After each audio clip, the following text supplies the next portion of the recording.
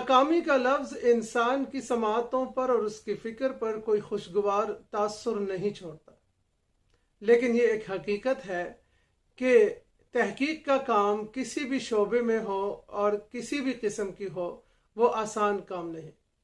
यही वजह है कि सनदी तहकीक के दौरान कोर्स वर्क में ज़्यादातर तहकीकी मुश्किलात वाला मौजू ही ज़ेर बहस रहता है।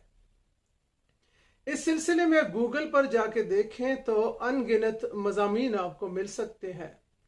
इसी तरह यूट्यूब चैनल्स पर और तहकीक के लिए लिखी जाने वाली कुतुब में भी इस मौजू पर आपको मवाद मिल सकता है। आज की इस वीडियो का मकसद गुज़िश्ता मवाद की तकरार नहीं, बल्कि आज का मकसूद उन खामियों को उजागर करना है जिसके सबब कोई स्कॉलर अपना तहकीकी मकाला लिखने में नाकाम हो जाता है। इस ज़मन में चंद बातें आपके सामने रखी जाएंगी जिनका ताल्लुक बराह रास्त स्कॉलर के साथ है।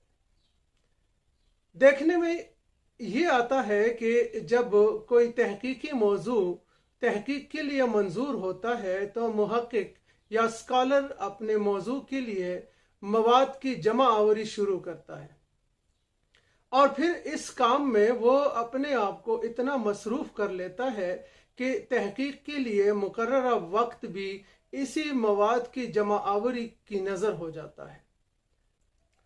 नफ्सियात की रूह से अगर हम देखें तो इसे फरारियत का नाम भी दिया जा सकता है, इसलिए कि हमारे बेशतर मुहक्किक या स्कॉलर ऐसे होते हैं जो मकाला लिखने से पहले अपने आप को लिखने पर आमादा नहीं करते और ना उनको लिखने की मश्क होती है।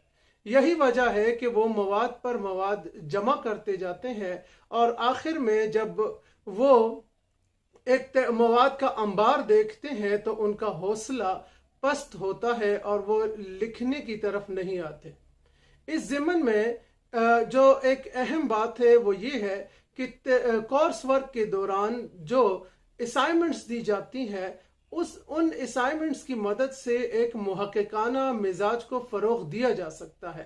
इसलिए तजवीज़ ये है कि एक तो कोर्स वर्क के दौरान अपने असाइनमेंट्स को संजीदगी से ले और दूसरा अपने मौजू से मुतालिक जो भी मवाद दस्तयाब हो उसको बरोकार लाए। यही अक्लमंदी है। ये भी मुशाहिदे में आता है कि जब किसी स्कॉलर का मौजू मंजूर होता है तो वो अपने मौजू को लेकर जगह जगह मशवरे करने पहुंच जाते हैं, जबकि मेरे नज़दीक ये कोई मुस्बत रवैया नहीं है। मुमकिन है कि कुछ लोगों को ये बात बड़ी अजीब लगे, लेकिन इसकी वजह मेरे नज़दीक यही है कि हमारे यहाँ तहकीक की कोई मजबूत रिवायत मौजूद नहीं। यही वजह है कि जब मुहक्किक अपने मौजू को लेकर मुख्तलिफ लोगों से मिलने जाता है तो उनको मुख्तलिफ किस्म की आरा मिलती हैं, जिससे उनका अपना जहन उलझ जाता है और वो तहकीकी मकाला लिखने के लिए अपने जहन को तैयार नहीं कर सकता। और तीसरा और मेरा ख्याल है कि सबसे अहम जो नुक्ता है वो ये है कि हमारे यहाँ मुहक्किक अपने लिए हदफ मुकर्रर नहीं करते।